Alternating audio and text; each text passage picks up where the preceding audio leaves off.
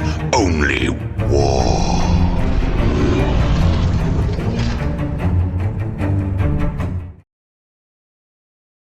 What is up, gents? 40k Dirtbags here. We are going to do 6-game battle report for the GT we just placed first in at the Maryland Open. There was about 68 players there. Insane competition in the Northeast. We are hit with the plague.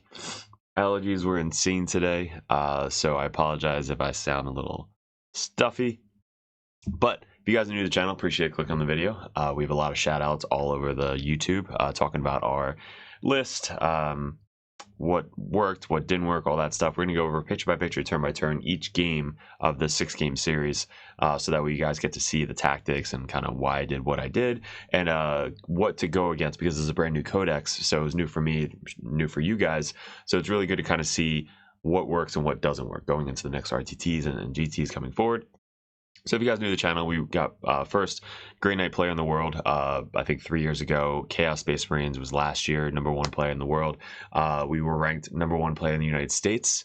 So this year, now that Death Guard is brand new, we're trying to go for #1 Death Guard player in the world. I know Discussing Resilient Podcast gave us a really good shout out. Those guys are awesome. I really want to get a collab with them going, but that's going to be our focus this year, is a lot of Death Guard content. We do focus a lot on competitive play, tactics, you know, with a Dirtbag channel that teaches you how to be a good opponent as well as a good player at the same time. So that's kind of what we do at the Dirtbag Nation. So if you guys want to learn that, head over to the Patreon page. There's a lot of tactical videos. If you guys want coaching, head over to the Patreon page. You get coaching for either myself or another Dirtbag coach to kind of get you better at the tactics of the game, because if you know the core rules, you will win most of your games. So that's kind of what we teach here over here. Now there's a lot of merch up in the store. These are live. This shirt, this logo, which is, I wore this all GT. This was luck.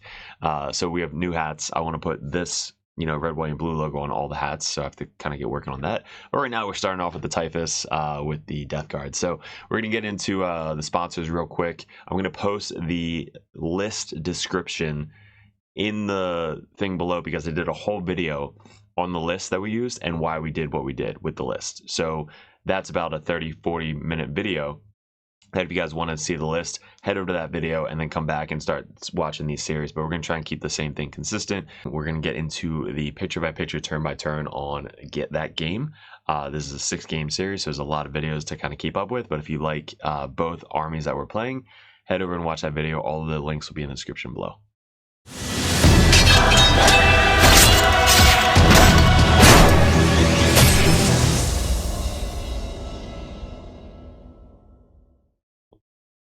All right, guys, if you want to support the channel, head over to the merch store. The description below has the link.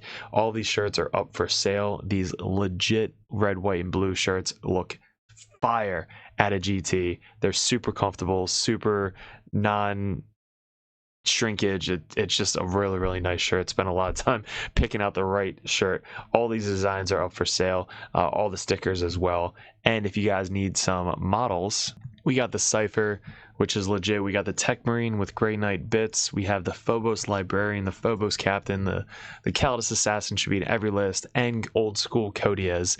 We have the widgets, 6-inch, 3-inch, 1-inch, 2-inch, half-inch. We have our objective markers, which are great for sticky objectives, any marking for oath, anything like that, and all of the stickers. So hit me up on Discord, DM, that's how you get a hold of these, and the merch tab below for the shirts. Now back to the video. All right, guys, can't talk about the merch enough. This logo is like my favorite logo of the three. We just got mugs in, so mugs look legit. I just ordered one for myself. I think it's a 16-ounce mug, but it got the Dirtbag Nation with the Typhus logo on it. I think I did one for Grey Knights and Chaos as well. And then the hats. The hat literally came in an hour before I left for the GT, so we had to represent the hat. The hat is fire. That's up in the merch store as well. All right, so first game, this is Emperor's Children.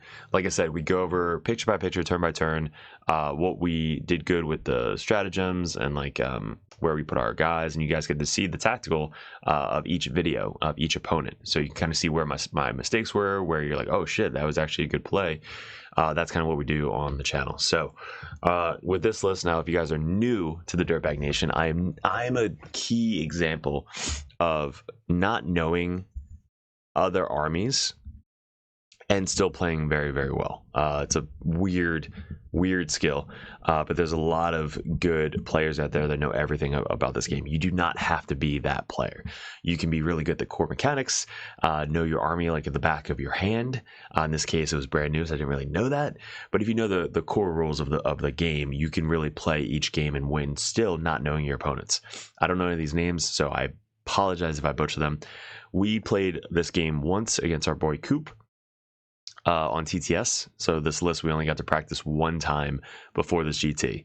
And the first time I ran the detachment too.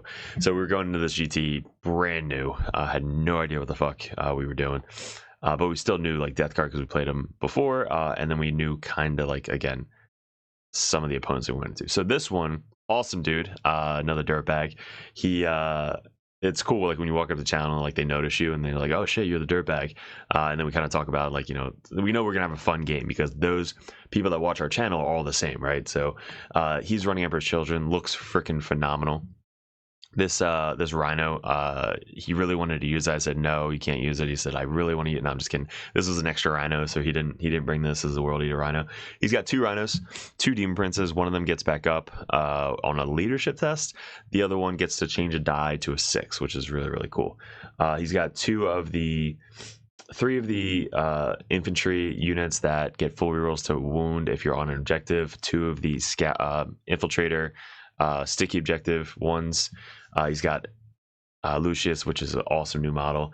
He's got 3 of the character dudes with the Kamehameha, and then I think he had the Noise Marines. Yeah, there's another picture somewhere right here.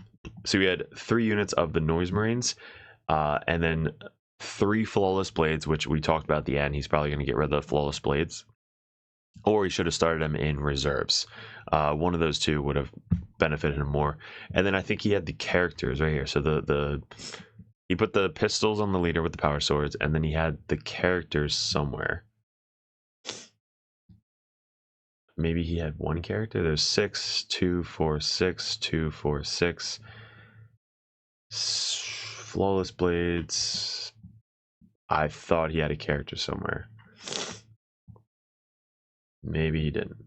So I thought he had the Noise Marine characters.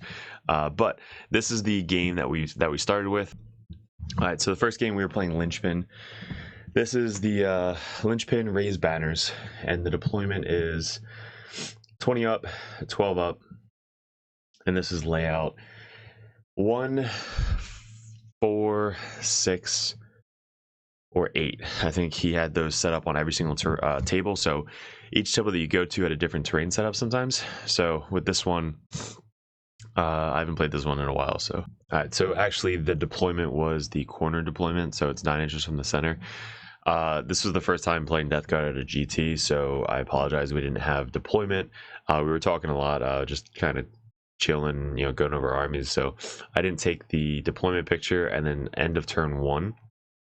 I was like, fuck, I wasn't even taking pictures. So trust me, all the other games, there's a lot more pictures. But what happened when we first started was we deployed on the line. I went first with Death Guard. So when I deployed, I had the Rhino right about there. Morty was back here behind the ruin, so that way he couldn't be shot turn 1. I know Emperor's Children, they don't have a lot of guns. Their max guns are the 18 inches, but you can still advance up the Rhino, get out, and then shoot. So we didn't want Morty to get shot turn 1. Demon Prince was right behind, and then the 2 Blight Haulers. I'm going to keep saying Blight Haulers, but the drones, you guys, the heavy Blight weapon drones, fucking whatever they're called. 2 of those on the list. I'm using proxy for the Plague Spewers and then the Flesh Mower because I didn't have time to do them because the list were due Sunday. So they're 2 painted up, look awesome drones. They're the heavy Blight launchers.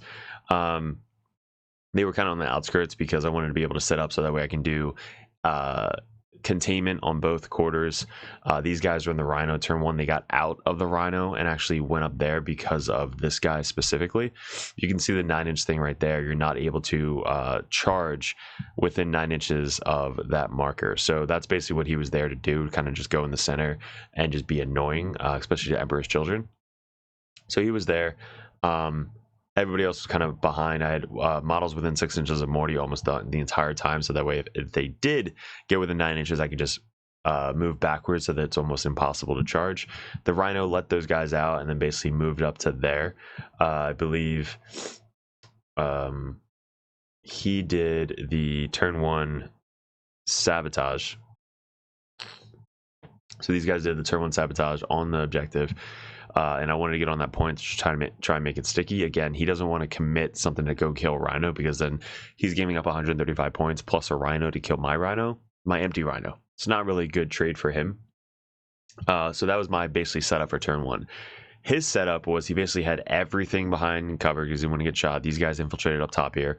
He had his Demon Prince over, I believe, here, and then he rolled like a 6 for the advance turn 1, so he went from there all the way over to here, and that gave me a little bit of line of sight because he was towing this ruin. So I had some like pot shots from this blade hauler down here, and then this blade hauler up here. So since I was able to get a shot, his Rhino was right here in the ruin. So with the terrain, you're actually able to see right over this little 2-inch thing into the Rhino. So since he deployed his Rhino there, I was able to blow up his Rhino turn 1, which was kind of big for us, because if you can get Emperor's Children out of the Rhino, they're so, like, that 3 inches is huge for advanced and charging armies. So blowing up the Rhino as soon as possible. His guys got out. I think we killed 2 or 3 of the guys in that unit. He's still the 5-man unit in the getting out over here. And then we had area denial. So we put our 10 Poxwalkers up here. They moved out, got area denial up there, and then they were just kind of like holding the point. He didn't want to give up the turn 1 because he also got area denial turn 1. So he got area denial and extend battle lines. So for his area denial, he basically could have got out and maybe shot these guys to kill them. But what he ended up doing was he got out, didn't advance because of this guy. Again, couldn't advance with a 9. So he got out and then charged the Poxwalkers. Now, when he charged the Poxwalker right there, we had our Plague Marines ready to go, so that we can countercharge into that charging unit with the character, the Kamehameha character. So he was move up, charge, got the Poxwalker. We then countercharged for free because of the Demon Prince within 12. Demon Prince is insane, should be in every list. So countercharge, got on the point with our 2 offset guys, but we got into a position where he couldn't really pile in too much into my my Death Guard, into my Plague Marines, because when you countercharge base to base if you can, but if not, you just go within 1 inch of a model that's a successful charge. Now, he's already base to base with the Poxes, so he can't pile into my Plague Marines. So he basically had to go into the Poxwalkers, kill the Poxwalkers, and then when we piled in to him, we just annihilate him off the table, and we got rid of his area denial. I think we killed all but the character, because the character has a 4-up invuln save, and I only have 2 heavy weapons in this unit.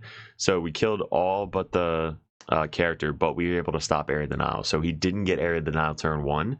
So we got area denial. He didn't get area denial, but he did get extend because he did hold this objective down here and his home field. So now we have Plague Marines in the center that countercharged, which might be this right here. So when they countercharged, they were out here. He moved his guys up, and when he did that, I moved back. So this is actually after the movement. I wasn't able to get everybody behind the wall, so I had this one guy that had to stay out after the reactive move. But look, he's not on the objective either, so it's not sticky because I didn't hold in my command phase. But at least he wasn't able to get it as well. So that objective is kind of like null and void right now. But he still, again, wasn't able to advance for the 9 inches. So when he moved up, I think these guys, they moved up behind the wall. They didn't get on the objective. So since they didn't get on the objective, I didn't have to stay on the objective. I kind of backed up. And then these guys couldn't advance out of the Rhino behind the wall. So they had to move up to get some shots. They I think they lined up all the shots into this guy because they could all see him. They were thinking about shooting Morty, but I'm like, bro, it's a -1 damage, you know, for the CP strat. It's toughness 12, so you're winning on 5s. 5 of Final Pain, so you're probably not going to kill it. If you can kill the Plague Marines, go for that. So you try to go for the Plague Marines. I did, again, the -1 damage, but no Feel No Pain. I think he killed a couple, but he rolled like crap for the big guns. I think he had 6 shots, hit once or twice. Like, it was brutal. And then he moved kind of like up to line up everything else. So he didn't really advance as much as we expected the Emperor's Children to advance. This one Demon Prince did go, though, so he got shot last turn. The one guy blew up the Rhino. The other guy aimed at the Demon Prince, took him down to 6 wounds, so we think we did, what, 4 wounds to him? Because he's -1 damage, so he failed 2, I guess. He then advances down here, tries to get that charge off. We have our spawn right behind here. We bring our spawn there, so that way if he does get the charge off, we can counter charge with the spawn and try and hold him in place for a little bit, because we did have defend stronghold, so I didn't want him to get on my home field. So after that turn, he made the charge, didn't kill our float drone. There's about 6 wounds left on him. The spawn lived after we charged in, and I think we came down 6 inches away from the Demon Prince here. So we put our Lord of Contagion. He was in Contagion, so Lord of Contagion here, so that way we could throw a grenade on the Demon Prince. And then we did 2 inches, 2 inches, 2 inches, and then we were within 6 inches, I think, of these guys up here. So we wanted to combi charge. If the Demon Prince lived, we can charge backwards. If the Demon Prince dies, we can charge forward. So since these guys came down as well, the Death Shroud, they came down up here, 6 inches away. They're going to charge in that way, try and clear up all of the infantry with the characters over here. The Demon Prince is there, which having 4 wounds with a 3 damage weapon and minus 3 damage weapon, it still takes 2 to go through a Death Shroud, so you're not going to waste your -1 damage on them. If it's a 4 damage weapon, then yeah, you want to use the -1 damage to have 2 go through to kill Terminator. Since it's already damage 3, if I make it damage 2, it's still only going to take 2 to kill Terminator, so it's not good to use that strat on a 3 damage weapon. Might as well use it on either a 2 damage weapon or a 4 damage weapon, because then that'll take 2 strikes to go through to kill 1 Terminator. So when we charged in, he's got flawless blades. We killed 2 of them there. I think there was 6, so we probably killed a bunch with the Malefic, Mortarion moving up and then shooting that way. He made a charge on the guy that was behind the wall over here. These guys made their 6-inch charge over here to kind of pile in. He finished off those guys, so that way these guys can focus over here. I ignored this guy because he wasn't really in play at the time. I couldn't get to that Rhino with the Noise Marines because it was behind 1 inch of the wall, or else I would have tried to go for the Rhino. And then down here, we're kind of like, there's only 1 unit on the target or on the objective to really go after. So I wasn't really afraid of this unit down here, but we have Death Shroud, Lord of Contagion, and Spawn down here to clean them up next turn. The main threat was the Demon Prince in my backfield. So that's why we brought the guy in within 6 to chuck a grenade to try and do more mortal wounds. And then I had the heavy blight weapon, whatever fuck it's called, is shooting this way to kill the Demon Prince. So we threw the grenade, took him down to like 2 or 3, finished off with the blight bloat drone. I'll just say bloat drone. And then the 10 plague marines kind of just moved up from the point and finished off these noise marines that were here. We did the 1 CP full reels to hit and wound and just murder them. The other noise marines, I don't know if he brought them out this turn or this right. So this is what he did. These guys are now in the center. He's got 2 noise marines in here. I tell him like, hey, I have the reactive move, I have the shoot back, I have the fight on death. So there's a lot of options you have with Morty. And at this point of the game, he's got a toughness 12 Morty right in front of him. He's got a toughness 12 Demon Prince in the center. He's got a full 10-man brick of Plague Marines right there.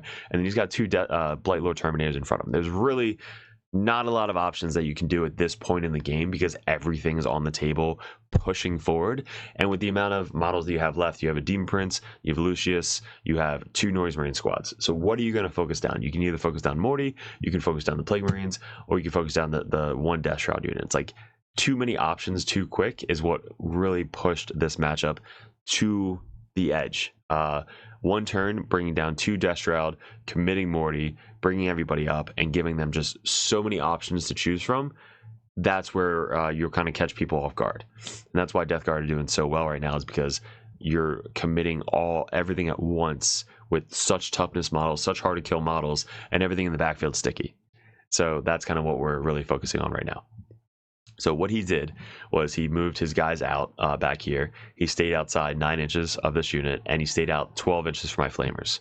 so everything wasn't able to overwatch them over there. But he then brought his other Noise Marines out over here, and I overwatched them. So I spent 1 CP. I did all the flamer shots. It's I don't know if we did the -1. No, we played Emperor's Children, so we did the -1 weapon skill. But still, it's AP1, ignoring cover with the 2 flamers. We have the 2 damage AP2 flamer, ignoring cover. We have the blight launchers, which only hit on 6, but they crit because they're lethal. 2 meltas, the blight grenade, and stuff like that. So we did that, and really the flamers and the 2 damage flamer killed them. So we killed a full 6-man, 135-point Noise Marine unit, and then the other Noise Marine unit still there to kind of like shoot this way. Demon Prince committed, moved up. He has wings, so he was able to fly over and try and get into the Plague Marines.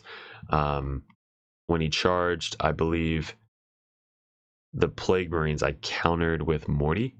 So Morty was able to go into the Demon Prince, and Lucius came up here with the Flawless Blade into the Death Shroud. There's 1 character left with 3 wounds over here, who fell back because they can fall back, shoot and charge with Emperor's Children. These guys scooted up, and these guys are camping the point because they have to do, I think, sabotage. So this guy is touching the objective, doing sabotage. I think what I would have done with these guys was just say, hey, fuck this point. Like, I'm going to lose it next turn anyway. So the further I am away from these Death Shroud, the better. If you were to, like, move back and just kind of tow maybe over here, like right there, just tow it just to try and do sabotage, my flamers aren't going to kill you. The spawn might get to you, but like the flamers aren't going to kill you. At least the Death Shroud can't just move up and then make that like 6 or 7 inch charge. That would be like more of a 9 or 10 inch charge if you were back there. So just like ditch the point because you're going to lose it anyway. Back up and just be like, all right, if you spawn kill me, it's whatever. But if I live, at least sabotage goes off and I get 3 more points. And then if I don't get to you, right, you now have this unit still alive to maybe come back onto the point and do an action, steal point, whatever you have to do. So leaving this guy here, and really this unit here, I'm able to kind of just like move up and then charge, a really short charge, and just clear that point anyway. But he doesn't kill this squad down here. Since he doesn't kill them, we kill Lucius pretty clean back. I think that was easy to kill him back.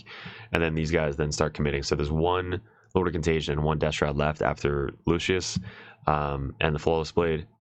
And then they move up and try and steal the home field. All he has left is a Rhino up here. Demon Prince died with Morty. Blowtron scooches up. We obviously made that charge down here and cleared off this. The spawn moved up on the objective. Typhus came down because I forgot he was behind this building for like 2 turns, so he actually didn't really do anything this game. I brought him down over here because, again, when that Demon Prince was here, I should have used Typhus's thing before the grenade. So Typhus, I just forgot he was there. So Typhus comes down, does the free mortals on a 2+ to the Demon Prince, kills Demon Prince. Now I can save the grenade and use it somewhere else. But again, I forgot he was even there. So Typhus then on turn 4 or 5 moved up and just didn't do anything. I think he moved up to shoot that Demon Prince with a psychic weapon. So that was it. By the end of the turn, again, all he has left is the Rhino, and we basically still have 2 of our Death Shroud units, Lord of Contagions, 2 Blow Drones, Typhus, Morty, Demon Prince, Plague Marines, and 1 unit of Poxus. So it was a really tough game for the Emperor's Children. First time going into the new Death Guard, so it was cool to see what they do. A lot of the opponents this tournament got to see the new Death Guard for the first time. So it was really cool that they got to see essentially a good player play at the best that they could see. So it's really good if you're going to a GT or RTT playing good people with armies you've never seen before, because then you get to see like the full benefit and impact of the Death Shroud and charging and stuff like that. So this is the final score. Finished up with 99 to 38. We get a 49 out of 50 for primary for linchpin. We get a 40 out of 40 for secondaries. Turn 1 we had a huge 8, 7, 5, 9, and a 10 engagement on fronts and containment on turn 5. So luckily we still had some models left to do containment. And then we had for him linchpin, he had 8, 8, so he held that bottom objective for 2 turns. And then raised banners, he got 2 banners up. And then turn 1, he got the extend, but again, not area denial because of that counter charge. He had 5, and then 0, 0, 0, 0, because that's when he started losing all of the models by turn 3. Turn 2 is when the Death Shroud, I think, came down. And then turn 3 was after the Death Shroud got into everybody. So final score 99-38. Great opponent, awesome dude, really fun game. He actually did really well, and I think he won an award at the end. So he won like $110 store credits. That was awesome by him. So yeah, what did we learn here? This guy, the Bloatrone, or this dude, really good against assault armies like Emperor's Children, Custodes, Space Marines, Blood Angels, anything that World Eaters, Chaos, Demons, anything that, like, this guy alone is just super annoying to deal with. He's not super powerful, it's just he's annoying to deal with. Another thing I forgot first game going into this is that he actually has a fight first ability, which we totally forgot, I think, most of this tournament. So when he did charge in, I could have fought before those guys. I didn't necessarily need it, again, because he wasn't putting all of his guys into the Plague Marines. He was mainly going into the Poxwalkers, so I didn't really need to proc the fight first. If I did proc the fight first, I might have still had some Poxwalkers left, but I might have been able to pile into his guys, and then his guys would have been able to attack the Plague Marine. So it kind of was a benefit of me not proccing the fight first. I could have procced it when the Demon Prince charged in, which, again, totally forgot. So Demon Prince charged in, proc fight first, do a bunch of wounds to him. And yeah, we didn't have to blow anything up because nothing really died. But the auto explode strat is really good. That comes up a couple times later in the next games. But all in all, fun game. Death Shroud, really good. Lord of Contagion, really good. Having grenades in your back pocket, really good. Type is amazing. And these blow drones are just 36-inch range. Like, hits really hard. Kills rhinos. And then Demon Prince is just clutch. So, really good game. Hopefully you guys enjoyed it. Let me know in the comments below what you liked, didn't like, how we can improve on the channel. And then the next game is going to be Demons. So Shadow Legion, another dirtbag, watches the channel. That's going to be a fun game to talk about. So appreciate it, good luck, and we'll see you in the next video.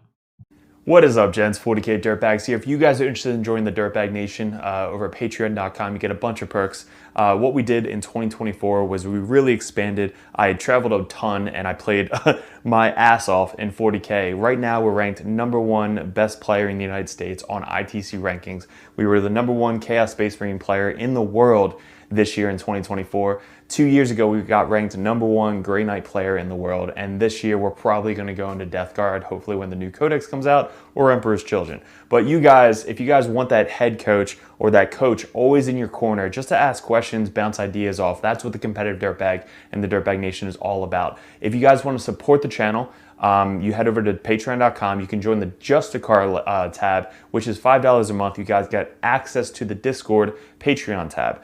You have to be a patron to get into that Discord, and also I'm always there. All the other coaches are there. Basically, it's just such a good community over on Discord that you guys get specific access to it that only Patreons can get.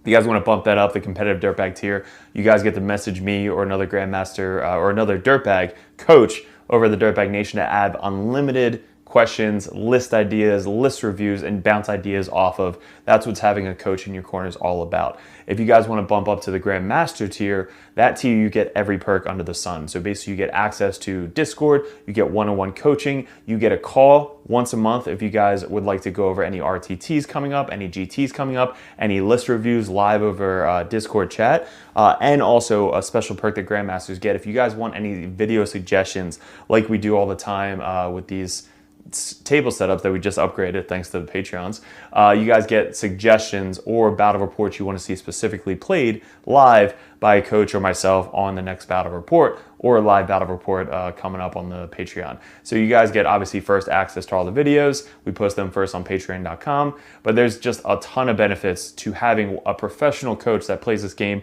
all the time at the very, very high competitive level in your corner at all times. And that's really what the Dirtbag Nation is all about, getting you guys better at 40K, the basics, and being good in your community. So if you guys want to support the channel, I really appreciate it. Couldn't have done it without you guys in 2024, 2025. I am super stoked for, super excited for. We really want to get a bigger studio going. That is going to be my focus in 2025, is really growing the community on YouTube and Patreon specifically. So thank you so much for 2024, all my Patreons. If you guys are interested in joining and want that coach in your corner, head over to patreon.com and support the channel. Appreciate it.